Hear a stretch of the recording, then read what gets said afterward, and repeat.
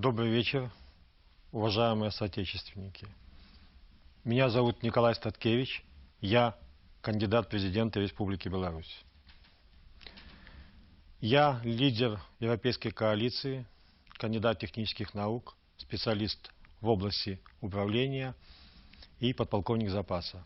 Год назад более 700 делегатов Европейского конгресса выдвинуло меня кандидатом в президенты Республики Беларусь. Я представляю на этих выборах социал-демократическое движение нашей страны, которое ориентировано на защиту интересов наемных работников, пенсионеров, малого бизнеса и молодежи. У нас есть очень хорошая программа. Программа «Что делать, чтобы спасти и модернизировать экономику». Как сделать реформу в сельском хозяйстве, пенсионной системы, системы здравоохранения и образования. Есть другие очень хорошие программы у других кандидатов. Во многом эти программы повторяются. Например, есть очень хорошая программа, которую мне сегодня представили. Это общественное объединение «Перспектива», которое объединяет малый бизнес. И, конечно, если бы были нормальные выборы, я бы сегодня с вами говорил об этом, говорил об этих программах. Но это последние полчаса эфира во время этой избирательной кампании, когда я могу обратиться к вам. В конце концов, если кто-то интересуется моим видением будущего нашей страны, то завтра газета «Советская Белоруссия» и «Минский курьер» напечатают это видение. А сегодня я хотел говорить о том, что происходит с нашей страной. Как можно говорить о выборах, как можно вам что-то обещать, проголосуйте за меня и дам пенсию, зарплату, рабочие места, когда выборов нету, когда вместо них фарс. И сейчас надо говорить о том, как вернуть выборы. Я еще раз хочу повторить вам, как говорил в прошлый раз. Пожалуйста, не участвуйте в предварительном голосовании. Проголосуйте обязательно, но 19 декабря. Иначе они проголосуют за вас. Можно собрать 10 подписей соседей и стать наблюдателем на участковой комиссии. Требуйте, чтобы вам показывали бюллетени, а не спины членов комиссии. И, наконец, можно принимать участие в акциях, массовых акциях альтернативных кандидатов. В прошлый раз я пригласил вас на одну из таких акций 24 ноября на Октябрьской площади Минска. Спасибо тем, кто пришел. Вместе мы обратились к власти. Мы потребовали, чтобы были отменены досрочные голосования, чтобы каждый кандидат имел своего представителя в избирательной комиссии, и чтобы избирательные бюллетени показывали наблюдателям. Мы провели демонстрацию, мирную, спокойную демонстрацию в центре Минска в поддержку этих требований. Наверное, многие из вас видели информацию о ней по белорусскому телевидению. Слышали о том, что пришло 150 человек. Я хочу показать фото с этой демонстрации. Пожалуйста, посмотрите. Это 150 человек, тысячи и тысячи людей. Как они это делают? Знаете, если бы сам не был, то мог бы и поверить, если бы не знал эти все финты. Ну, можно, во-первых, снимать до начала или после конца. Люди же строем не приходят. Они приходят по одному, по несколько. Всегда можно найти сюжет. Обычно они еще используют что? Кого-то нанимают или сами, или актеров. И пьяные ходят, типа, с бутылками. А то еще что похуже. Видите, что получается? Белорусское телевидение просто используется властью, чтобы вас обманывать. Вы не знаете ситуацию в стране. У вас даже не очки темные на глазах. Вот этим экраном вам заслоняют информацию о том, что происходит в стране. И, наконец, что с выборами. Теперь посмотрим, что происходит, когда власть, белорусская власть, осталась без контроля. Беспредел полный. Иногда возникает вопрос, зачем им это? Зачем обман? Зачем так цепляться за власть? Ответ один. Деньги. Посмотрите на улицы наших городов. на улице Минска. Самые дорогие машины там – это не машины бизнесменов, которые там правдами, неправдами заработали деньги. Это автомобили чиновников, их детей и родственников. Самые дорогие роскошные квартиры, самые дорогие коттеджи. Откуда у них деньги? При зарплатах, ну скажем, не миллионных. Коррупция. Взятки. Ну, взятки не основное. У нас 70% экономики в стране контролируется государством. В основном они разворовывают государственные дотации. Дотации, которые даются промышленности, сельскому хозяйству. Что значит украсть дотации? Они воруют большинство. Ведь на эти дотации деньги даем мы, из наших зарплат и пенсий они идут. Это значит украсть у каждого. Вот пример. Агрогородки. Я как-то попросил специалиста обсчитать стоимость этого домика и сравнить со сметной. Он обсчитал, причем для нормально построенного, а не так, как они делают. В 3-4 раза дороже оказалось. А потом человека заселяют в этот домик и говорят, оплати его стоимость, кредит возьми по смете. И еще, когда очередные деньги выделяются на эти агрогородки, в Минске риэлторы, это кто торгует недвижимостью, квартирами, отмечают резкий всплеск спроса на элитное дорогое жилье. Кстати, по поводу жилья. Почему оно такое дорогое? По блату выделяют участки для строительства домов, многоквартирных домов. Деньги собирают, иногда убегают. Конкуренции, честно, никакой. Если бы была эта конкуренция, было все прозрачно, может быть, и цены были бы другие. Они обворовывают наш народ. Они бесконтрольны. Иногда их сажают. Но почему сажают? Потому что не поделился, наверх мало дал. Посидит пару лет, а то и меньше, поделится, и смотришь, опять на высокой должности. Это идет обмен. Руководитель государства дает им воровать. Взамен поставьте проценты. Вот сейчас они поставят эти проценты. Какие захочет, еще выше, перевыполнят. В обмен на то, чтобы воровать. Иногда люди говорят, может быть, у нас там президент хороший, а начальники плохие. Они с удовольствием наблюдают вот эти сцены, когда идет совещание в регионе. Сидят начальники, сидит самый главный начальник и кроет их вовсю. Они сидят, глаза опустили, не смотрят. Люди думают, вот настоящий наш хозяин. Плохих бояр-то как он? Они же не знают, что дальше. А дальше телевидение уходит за дверь. Он говорит, фу, ну, мужики, извините. Ну, надо же было этих лохов порадовать. А теперь давайте о деле поговорим. Комарилья. Вы скажете, что в других странах то же самое. Да, человек грешен всюду. И всюду, если закон отвернется, если нету контроля, он норовит чего-то себе побольше. Но в других странах есть свободная пресса, есть газеты, телевидение, разные каналы, независимые, зависимые, конкурируют между собой. Журналисты заинтересованы найти компромат, чтобы продать свою газету, почище любого сыщика. И потом избиратели, когда они увидят, кто что где украл, они этих людей выгоняют через выборы. У нас выборов нету. И поэтому они делают, что хотят. У нас даже уже не только имитация выбора, у нас имитация жизни. Как в сельском хозяйстве сейчас работа идет. Вдоль асфальтовых дорог технологии соблюдаются. Полкилометра в сторону, даже 300 метров, трава не расти. Имитация сельскохозяйственной деятельности. Проедьте по деревням.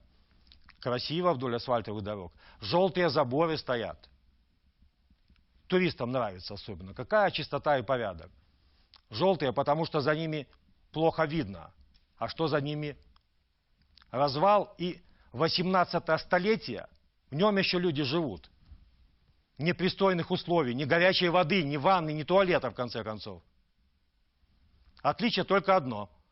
Телевизор есть, по которому регулярно вещают, как вы счастливо живете на улице наших городов, на улице Минска. Самые дорогие машины там – это не машины бизнесменов, которые там правдами, неправдами заработали деньги. Это автомобили чиновников, их детей и родственников. Самые дорогие роскошные квартиры, самые дорогие коттеджи. Откуда у них деньги? При зарплатах, ну скажем, не миллионных. Коррупция. Взятки. Ну, взятки не основное. У нас 70% экономики в стране контролируется государством. В основном они разворовывают государственные дотации. Дотации, которые даются промышленности, сельскому хозяйству. Что значит украсть дотации? Они воруют большинство. Ведь на эти дотации деньги даем мы, из наших зарплат и пенсий они идут. Это значит украсть у каждого. Вот пример. Агрогородки. Я как-то попросил специалиста обсчитать стоимость этого домика и сравнить со сметной. Он обсчитал, причем для нормально построенного, а не так, как они делают. В 3-4 раза дороже оказалось. А потом человека заселяют в этот домик и говорят: оплати его стоимость, кредит возьми по смете. И еще, когда очередные деньги выделяются на эти агрогородки, в Минске риэлторы, это кто торгует недвижимостью, квартирами, отмечают резкий всплеск спроса на элитное дорогое жилье. Кстати, по поводу жилья. Почему оно такое дорогое? Последние полчаса эфира во время этой избирательной кампании, когда я могу обратиться к вам. В конце концов, если кто-то интересуется моим видением будущего нашей страны, то завтра газета «Советская Белоруссия» и «Минский курьер» напечатают это видение. А сегодня я хотел говорить о том, что происходит с нашей страной. Как можно говорить о выборах, как можно вам что-то обещать, проголосуйте за меня и дам пенсию, зарплату, рабочие места, когда выборов нету, когда вместо них фарс. И сейчас надо говорить о том, как вернуть выборы. Я еще раз хочу повторить вам, как говорил в прошлый раз. Пожалуйста, не участвуйте в предварительном голосовании. Проголосуйте обязательно, но 19 декабря, иначе они проголосуют за вас. Можно собрать 10 подписей соседей и стать наблюдателем на участковой комиссии. Требуйте, чтобы вам показывали бюллетени, а не спины членов комиссии. И, наконец, можно принимать участие в акциях, массовых акциях альтернативных кандидатов. В прошлый раз я пригласил вас на одну из таких акций 24 ноября на Октябрьской площади Минска. Спасибо тем, кто пришел. Вместе мы обратились к власти. Мы потребовали, чтобы были отменены досрочные голосования, чтобы каждый кандидат имел своего представителя в избирательной комиссии, и чтобы избирательные бюллетени...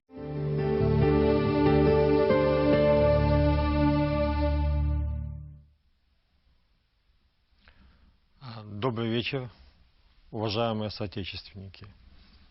Меня зовут Николай Статкевич, я кандидат в президенты Республики Беларусь.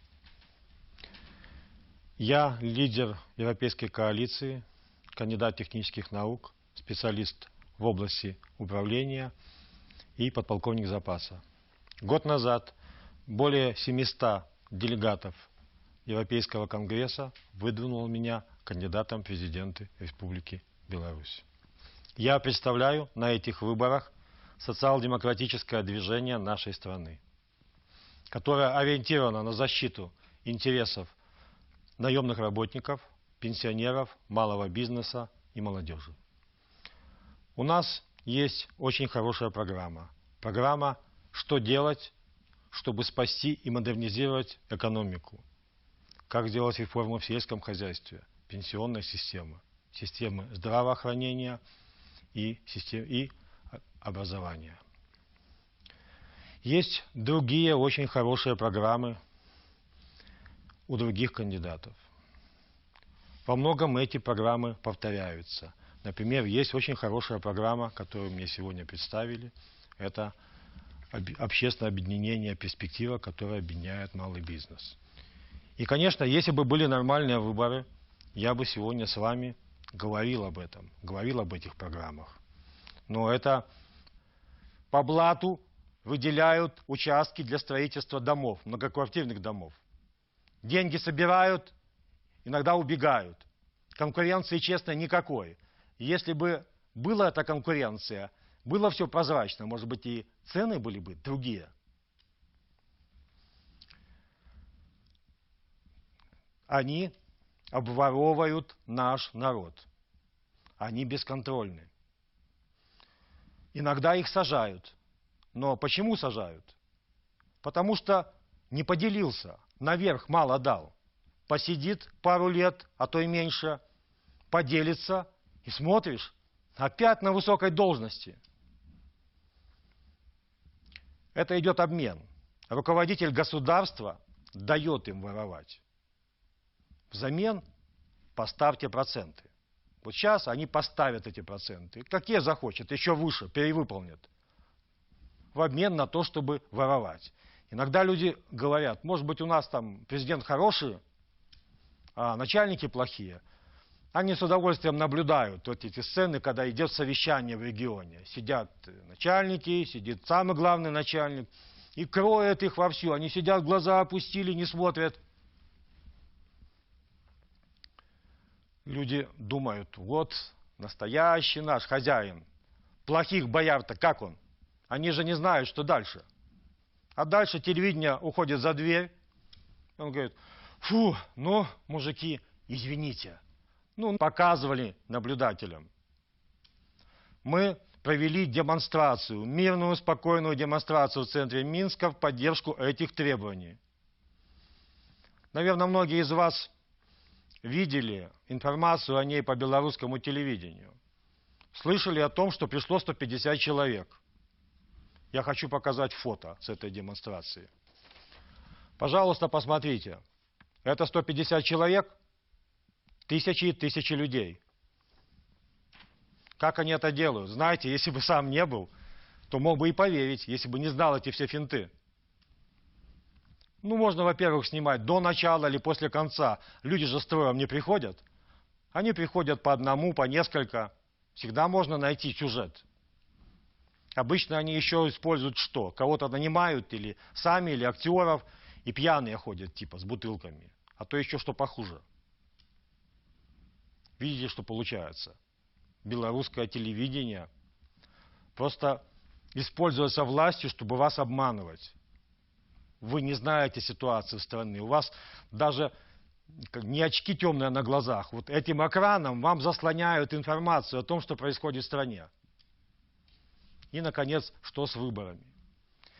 Теперь посмотрим, что происходит, когда власть, белорусская власть осталась без контроля. Беспредел полный. Иногда возникает вопрос, зачем им это? Зачем обман? Зачем так цепляться за власть? Ответ один. Деньги. Посмотрите